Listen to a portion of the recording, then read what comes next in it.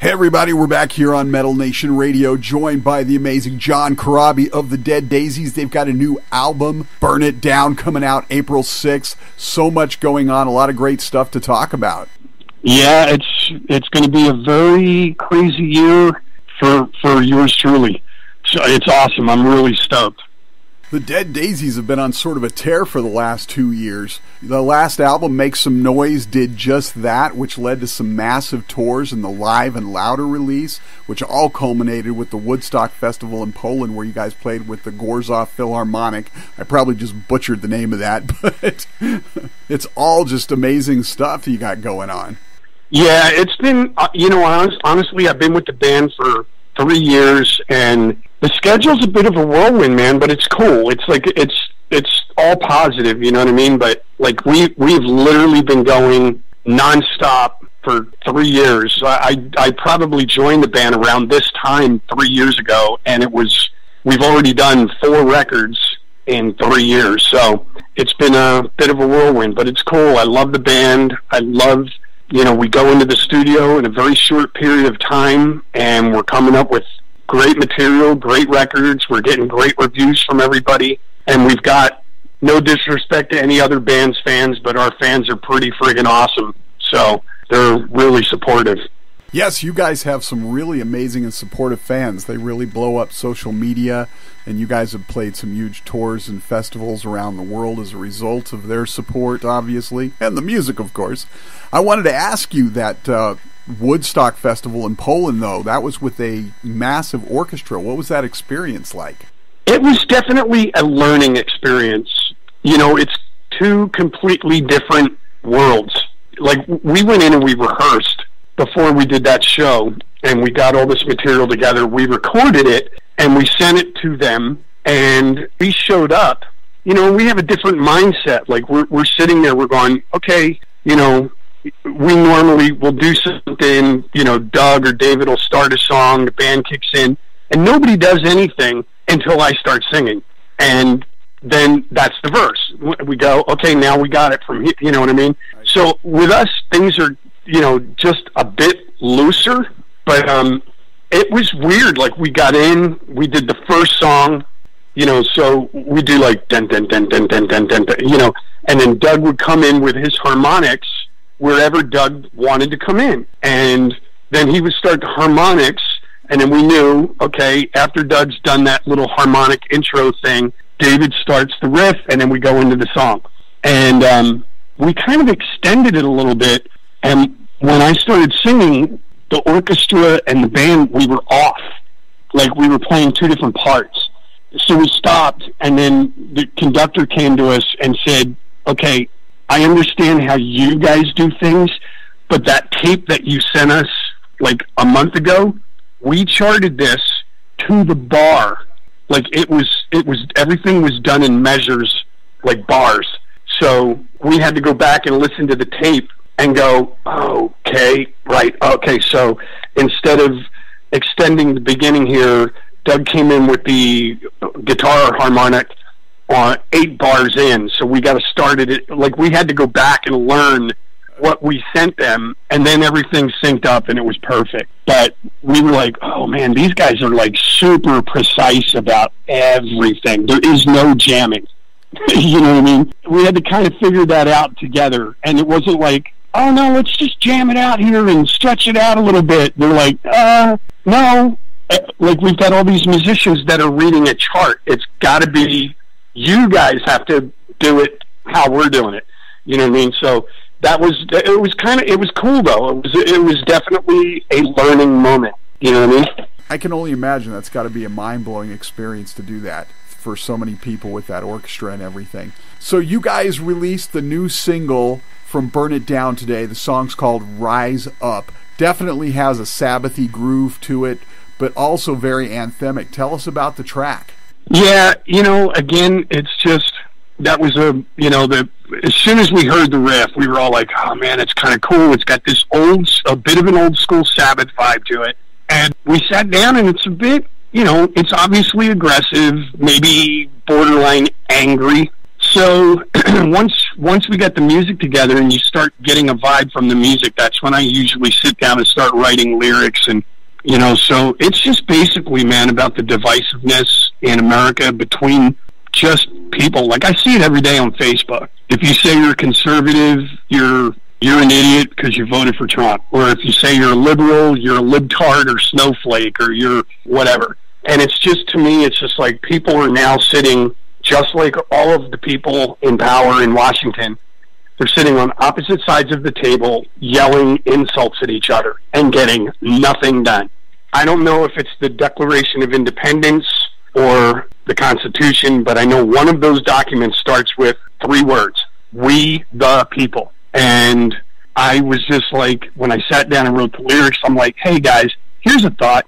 Why don't we stop yelling at each other, and why don't we all band together as one and make sure that we keep everybody, liberals and conservatives, keep them all in check? Because the way I'm looking at it, none of those guys, none of them, they've all got corporations in their back pocket. They've all got lobbyists in their back pocket.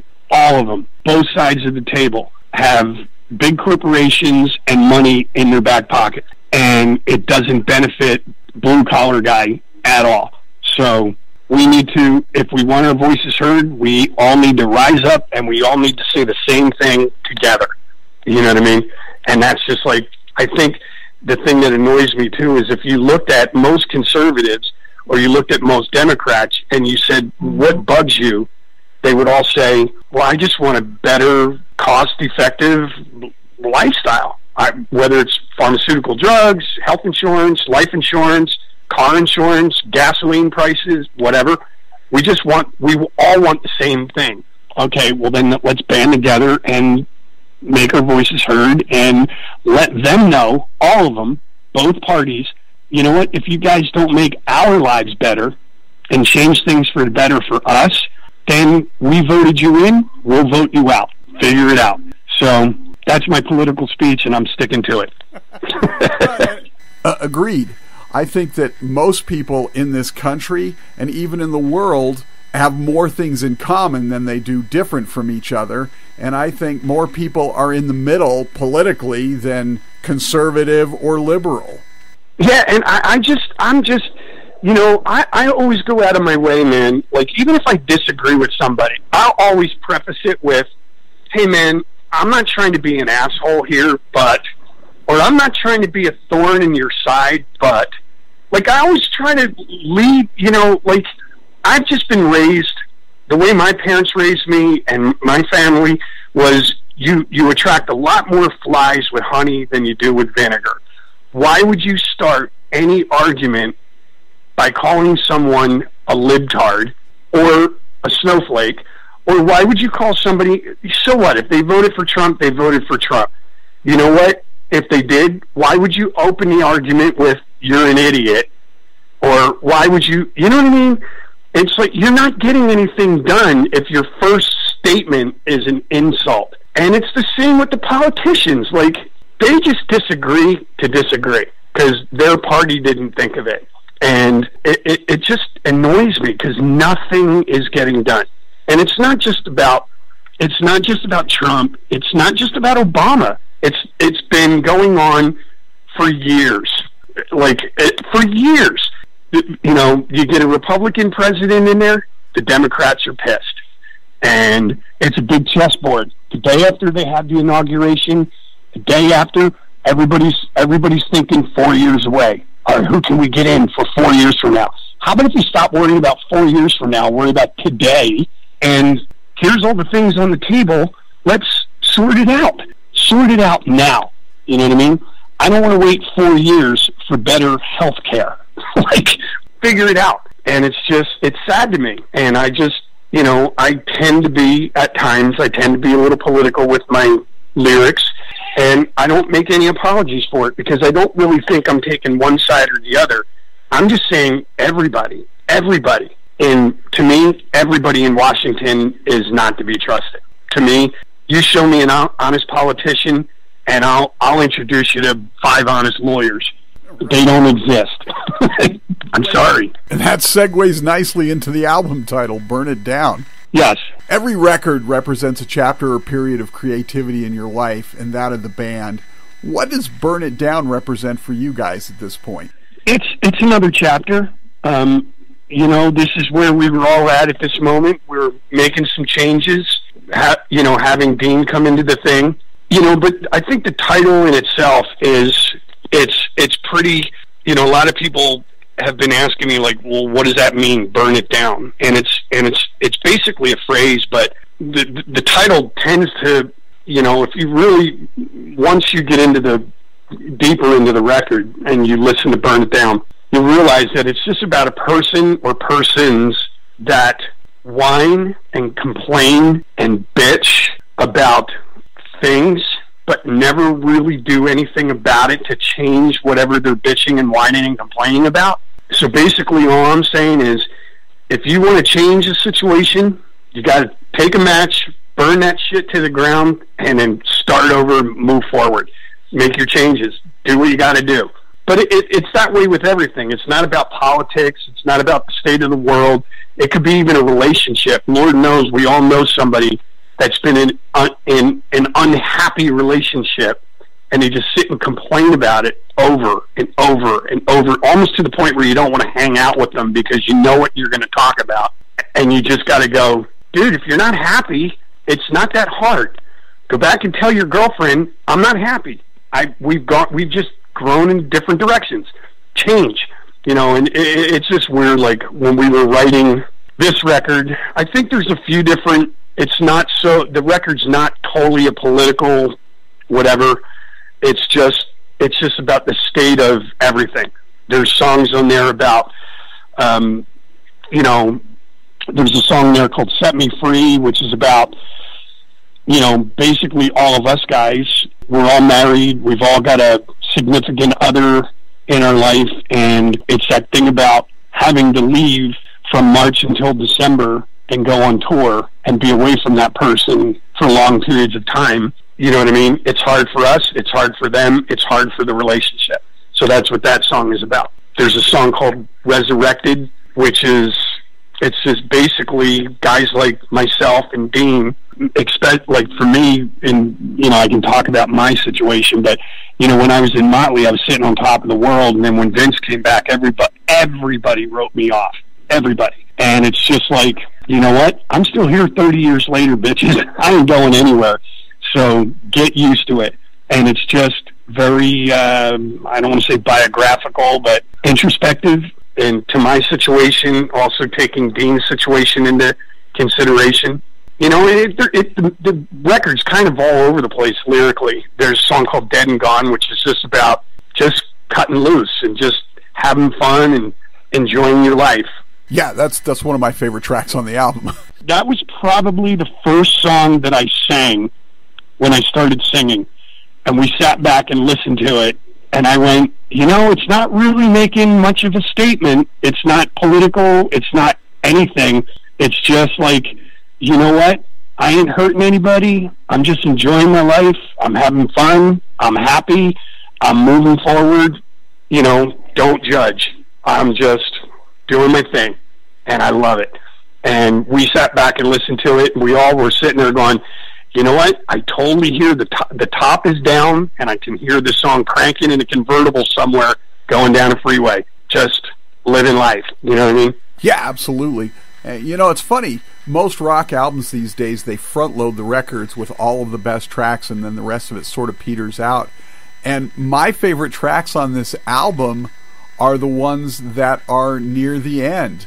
Dead and Gone, Can't Take It With You, and Leave Me Alone. Oh, yeah. And they're, it's just leave me alone. It's that thing again, again, it's not a political statement. It's just one of those things where you just have someone sitting over your shoulder, whether it's a boss, whether it's a wife, whether it's, even with me, I constantly have fans give me grief about, why'd you grow a beard? Why'd you grow your hair? Why'd you do this? Why are you doing that? Man, you look so different when you were in Union. Well, you know what? That was 20 years ago. People age. You know what I mean? It's like, you know what? Leave me alone. I'm just having fun, man. Just leave me alone. And can't take it with you. It's that old adage, man. It's like everybody, especially here in America, I think the thing is work hard, buy toys, and he who dies with the most toys wins. That's kind of a mentality here. But at the end of the day, I'm just saying, well, it's great if that's how you want to live your life. But at the end of the day, when you croak, you can't put it in the hole with you. So you can buy the yacht, you can buy the cars, you can buy the clothes, you can do all that shit. But you know what? It's all going to end up at Salvation Army after you croak. So you can't take it with you. Exactly. We've mentioned Dean a couple of times now. The Tischmeister has left the building. Dean Castronovo is in Dead Daisies now. He's a phenomenal drummer, but we also have to acknowledge he's got one set of pipes on him, too. What did he bring to the table for the new record? Well, I'll tell you what, I can't wait, to be honest with you, to get into a room and play these songs live. Dean's energy, I'm not taking anything against Brian. Brian's an amazing drummer. He's incredibly talented. Brian just kind of was at a point where he's like, all right, I've done this for a few years. Brian's been talking about doing a solo record, because he's not just a drummer. He's an amazing guitar player, amazing bass player, amazing singer. So Brian's been talking about doing a solo record. Last year he was very much in demand. He did some shows with Steven Tyler, Don Felder, so he's been incredibly busy. And then when we looked at what he had going on this year with Don Felder, his solo record, and then he's doing a bunch of shows with Foreigner, we kind of realized that the schedules, it just wasn't going to work. So Brian's like, well, I'm going to go do this. Thank you for everything. And he went his way and entered Dean Castronovo. And he's different than Brian, but he's equally as good on drums as Brian is. And then when we were doing the vocals, Dean walks into the studio. Like I was aware that Dean had played with Journey and all that stuff. I didn't really know him. But man, when he got in and started singing backing vocals with Marco, I was like, oh, dude, man, I can't wait until we get into the studio rehearsal and start working these songs up. Now we're going from 2 or 3 part harmonies. We're going to have that fourth thing. We're going to be able to, our backing vocals are going to be that much better than they were. So I'm stoked about it. I can't wait.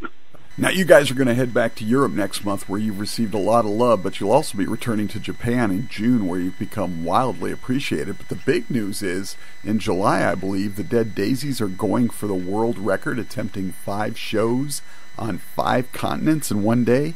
What's that all about? I don't know when that's going to be. I know there was talk of it, but we'll see. I don't know. I know that they were talking about it when we were doing the record, and I haven't heard anything about it since. But we'll see. You know what I mean? I'm sure the management and the record label will figure out some way to torture me as the lead singer. Okay, here's what we're going to do, John. We're going to start in Dubai or Africa, and we're going to do 5 shows on 5 continents in one day. No sleep, no food, 5 shows. Can you do it? Do I have a choice? Yeah, yes, I'm going to do it. Of course I'm going to do it. But, they talked about it when we were doing the record, and I was like, I'm like, yeah, dude, that'll be killer. Yeah, Def Leppard did like 3 shows on 3 continents in one day about 15, 20 years ago, and it damn near killed Joe Elliott. Well, I don't know how they're working it out, and I do know, like, the way they were mapping it and the way it was explained to me is that there's a couple of flights that are like, it's literally, even though it's one day, if you really think of, Australia, it's already tomorrow there. Right. You know what I mean? So if we do wherever we're going to start this thing all the way at the farthest time zone and work our way east, I know there was a couple flights in there that are like, 8 hours. There's one that's like 12-hour flight or something like that. So I'm pretty easy, man. Like I'm like, if we're on a plane, as long as I can put the seat back and I can grab some Z's, I'll be fine. You know what I mean? We'll make it work. It'll be awesome. Rest the voice for a bit. All right, before we get out of here, just for fun, I have a bit of a nerdy side. I play fantasy football. I'm a bit of a foodie.